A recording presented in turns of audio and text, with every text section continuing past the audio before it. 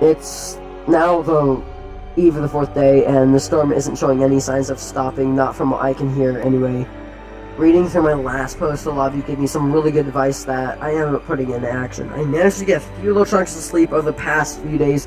It's hard. That thing in my house occasionally bangs on the door and calls me for me to open it, and my fucking radio is blasting the same message when I've not fallen asleep. However, I've been digging out the back of the cellar.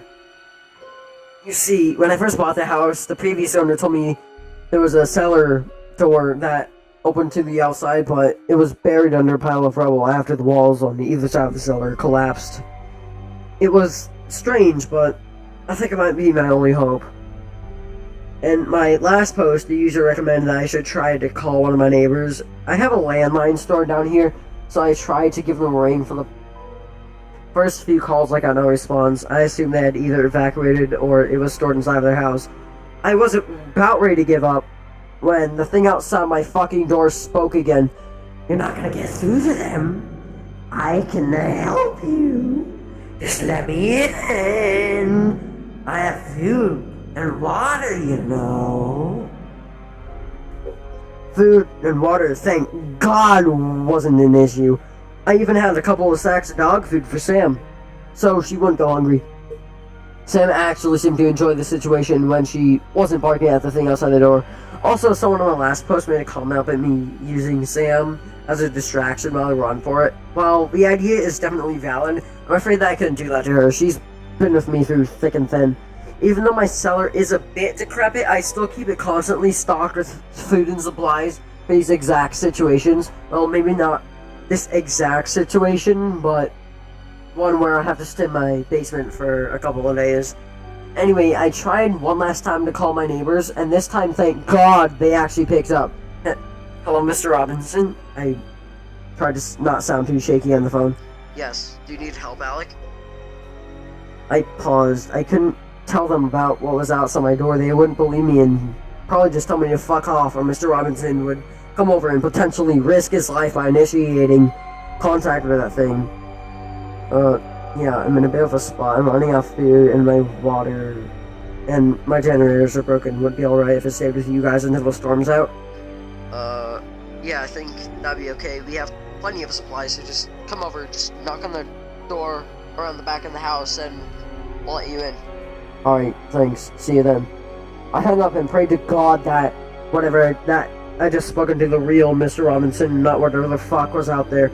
I had a hunch that I was safe going over there, though, because if it was a thing that had just picked up the phone, I think that it would have been much more keen for me to go, despite its incredible ability to change its voice.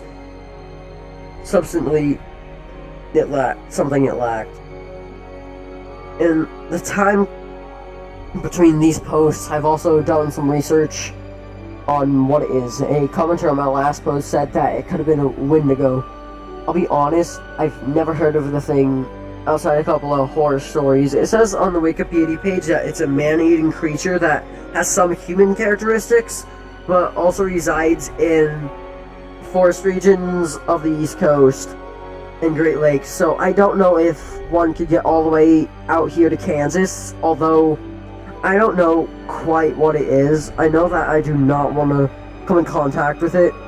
Before I made the mad dash to my neighbor's yard, I had to work out how to distract the thing. Luckily, I still knew that it was right above me due to it constantly banging on my door.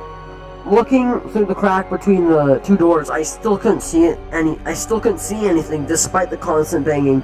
I'll be honest, I'm kind of thankful for that. I think I would have had a heart attack if I looked out and saw an eyeball looking back at me or something like that. I knew where it was, though. That was the main thing. For the rest of the 4th day, I used a small shovel to dig out the back of the cellar. Even though the weather outside was stormy and the digging left me sweaty and thirsty, the sweltering Kansas heat, the work was hard, especially with my limited equipment. Most of what I dug up was just dirt and rubble. However, there were bits of just stone and stuff that I assumed were just parts of the walls that I caved in. Despite the mud from the leaky ceiling and my shovel breaking, I eventually managed to dig out the back of the cellar by about 6 p.m. Now I just had to figure out a way to distract the creature and get me and Sam to my neighbor's cellar without being found by the thing. I spent the next half an hour setting up and gathering materials for my plan. Then I gave Sam some dinner and made myself some minute noodles in 59 seconds. I was in a rush to get out. My plan? Oh, okay. So, as quietly as I could, I replaced the board between the cellar doors with a bit of old wood that I dug up that was weak in the center. I attached a bit of survival rope to it, tying it in a loop around the weakest point. Then I packed my backpack with a bit of food and water and batteries. On top of that, I packed in Sam. Luckily, she was quite small, and then with the rope in one hand and my knife in the other, I made my way over to the recently excavated outside door and prepared to make a run for it. Alright!